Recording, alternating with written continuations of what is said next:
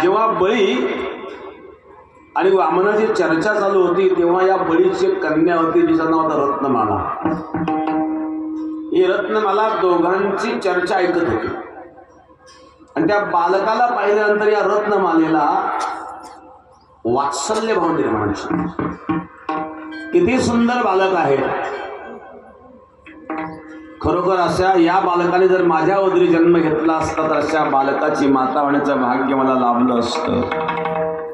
अशा प्रकारचा विचार ती रत्नमाला करीत होती. तेवढ्यामध्ये भगवंतानी मूळ रूप दाखवलं.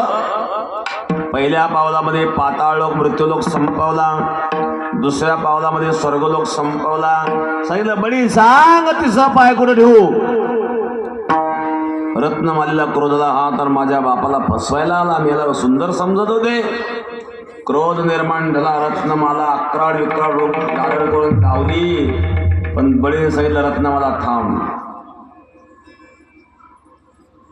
बळीने सांगितलं प्रभू या 2 पावलामध्ये जरी तुम्ही माझं सर्व हरण केलेलं असलं तरी मी स्वतः यामध्ये दान दिलं केलेलं नाही आहेत आणि म्हणून माझ्या मस्तकावर पाय ठेवा.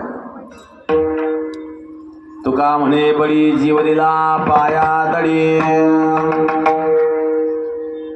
बळीला पाताळात घातलं परंतु बळीच्या द्वारात द्वारपाळ बनले भगवान परमात्मा.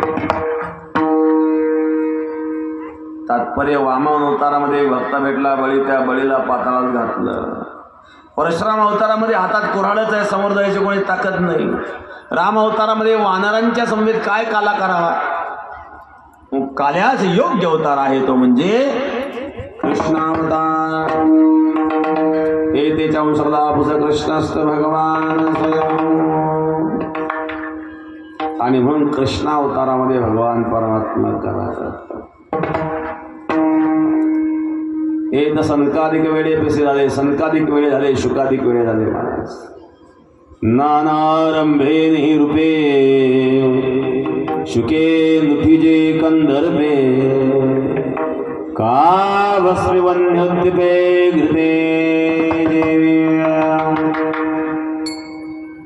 रंभेचं रूप ज्या शुकाचार्यांना मोहित करू शकलं नाही ते शुकाचार्य कृष्णाच्या रूपाला मोहित झाले. शुकाचार्य जेव्हा तपस्या करीत होते, ध्यानस्थ होते, तेव्हा रंभा आली.